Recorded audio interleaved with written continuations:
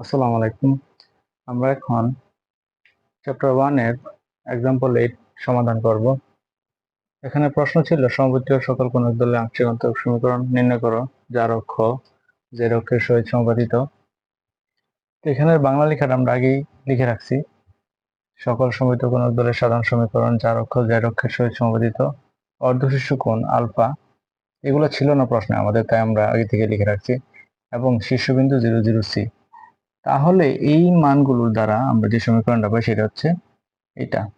এটাকে আমরা সমীকরণ 1 ধরবো। সমীকরণ 1 কে x ও y এর সাপেক্ষে আংশিক অন্তরীকরণ করে। যদি x এর সাপেক্ষে করি তাহলে কি হবে? 2x প্লাস এখানে 0, তার মানে 2x সমান এখানে কি হবে? 2z minus c। আবার যদি z কে করি del z by del x tan square alpha. যদি y এর সাপেক্ষে করি তাহলে কি হবে?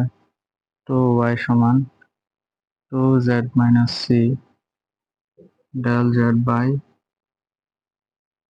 Del y tan square alpha. এটা আমরা 2 নং সমীকরণ, এটাকে 3 নং সমীকরণ ধরে নিই। যদি আমরা এখানে y দ্বারা গুণ করি এবং x দ্বারা এখানে গুণ করি তাহলে এই বাম পাশ 0 হয়ে যায়। তো লিখব সমীকরণ 2 into y minus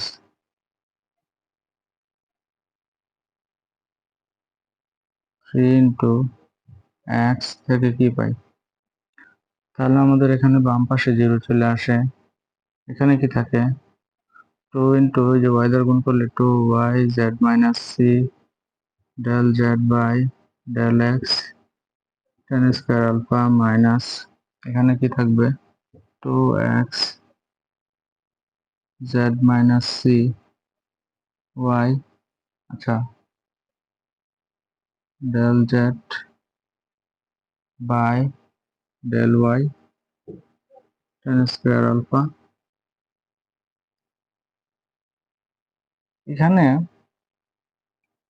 2z minus c 2z minus c আর tan স্কয়ার আলফা দুটাতে আছে।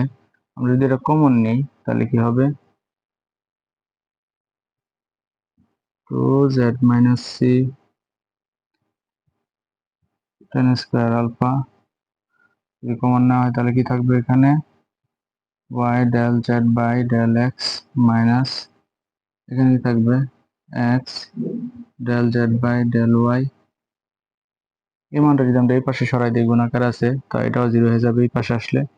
তাহলে 0 সমান কি লিখতে পারি আমরা? y del z del x minus x del z by del y। এটা যদি আমরা ডান পাশে রাখি তাহলে কি হবে? সমান 0। এই হচ্ছে আমাদের আংশিক অন্তরক সমীকরণ। আশা করি সবাই বুঝতে পেরেছেন। ধন্যবাদ।